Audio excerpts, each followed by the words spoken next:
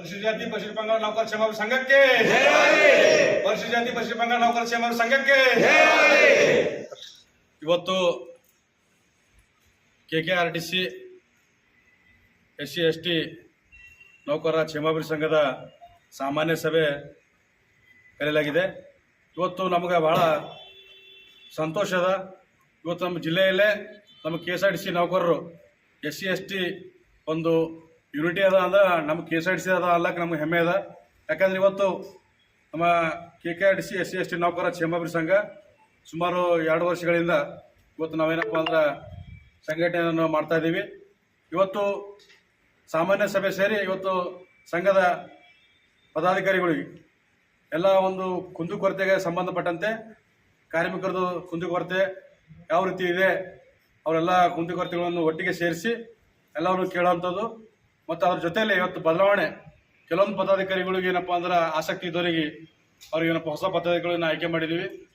ಇವತ್ತು ನಮ್ಮ ವಿಭಾಗದಲ್ಲಿ ಭಾಳಷ್ಟು ಒಳ್ಳೆ ರೀತಿಯಲ್ಲಿ ನಮ್ಮ ಸಂಘಟನೆ ಬೆಳೆಸ್ಕೊಂಡು ಇವತ್ತು ಇಲ್ಲಿವರೆಗೆ ನಾವು ಮಾಡ್ಕೊಂಡ್ಬಂದ್ವಿ. ಎಲ್ಲ ಪದಾಧಿಕಾರಿಗಳ ಸಹಕಾರದಿಂದ, ಎಲ್ಲ ಕಾರ್ಮಿಕರ ಸಹಕಾರದಿಂದ ಎಲ್ಲ ಕಾರ್ಮಿಕರು ನಮ್ಗೆ ಏನಪ್ಪ ಅಂದ್ರೆ ಬೆಂಬಲ ಕೊಟ್ಟಿದ್ದಾರೆ.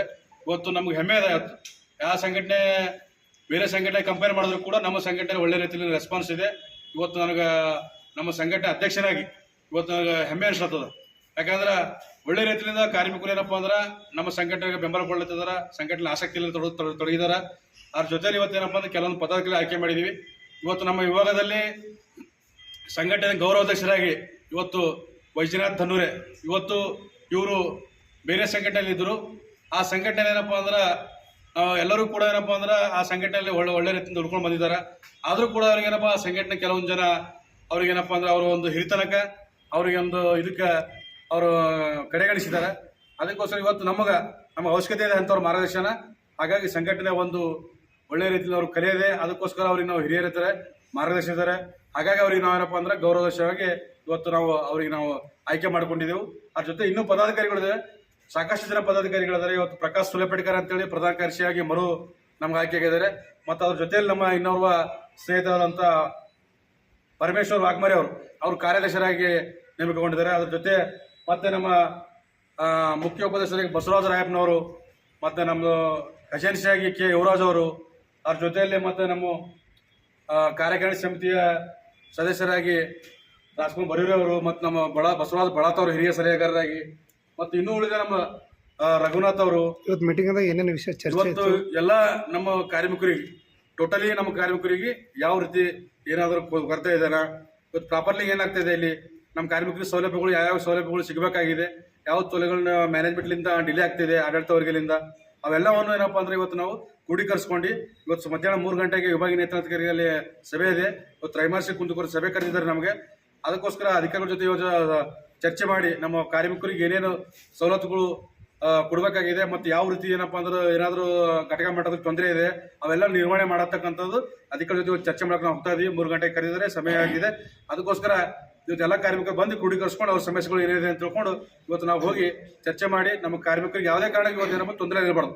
ಇವತ್ತು ಸಂಘಟನೆ ನಾವು ಯಾಕೆ ಮಾಡ್ಬೇಕಂದ್ರೆ ನಮ್ಮ ಸಂಘಟನೆ ಉದ್ದೇಶ ಏನಂದ್ರೆ ಇವತ್ತು ನಾವು ಎಲ್ಲ ಕಾರ್ಮಿಕರಿಗೆ ಏನಪ್ಪ ಅಂದ್ರೆ ಸಾಮಾಜಿಕ ನ್ಯಾಯ ಕೊಡ್ತಕ್ಕಂಥದ್ದು. ಇವತ್ತು ನಾವು ಏನೋ ಸುಮ್ಮನೆ ಸಂಘಟನೆ ಮಾಡ್ಕೊಂಡು ಹೆಸರಿಗೆ ಮಾಡ್ಕೊಂಡು ನಮ್ಮ ವೈಯಕ್ತಿಕವಾಗಿ ನಾವು ಏನಾದರೂ ಹೆಸರಿಗೆ ಬೆಳೆಸೋಕೆ ಅದ್ರ ಇನ್ನಿತರ ಆಗಬಹುದು. ಆ ಯಾವುದೂ ಇಲ್ಲ. ನಾವು ಕಾರ್ಮಿಕರಿಗಾಗಿ ದುಡಿತಕ್ಕಂಥ ಸಂಘಟನೆ ನಮ್ಮ ಸಂಘಟನೆ ಅಂತ ಹೇಳ್ಕೊಳಕ್ಕೆ ನಮ್ಗೆ ಹೆಮ್ಮೆ ಅನಿಸ್ತದ.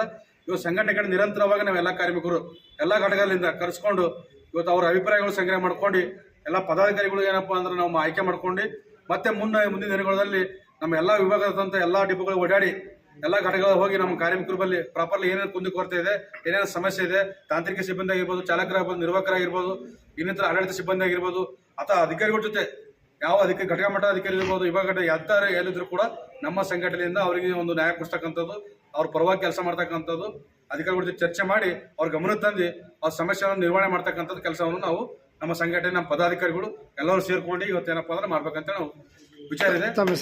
ನನ್ನ ಹೆಸರು ಸೂರ್ಯಕಾಂತ್ ಟೈಗರ್. ನಾನು ಈ ಒಂದು ಸಂಘಟನೆಯ ಅಧ್ಯಕ್ಷನಾಗಿ ಕೆಲಸ ಮಾಡ್ತಾ ಇದ್ದೀನಿ.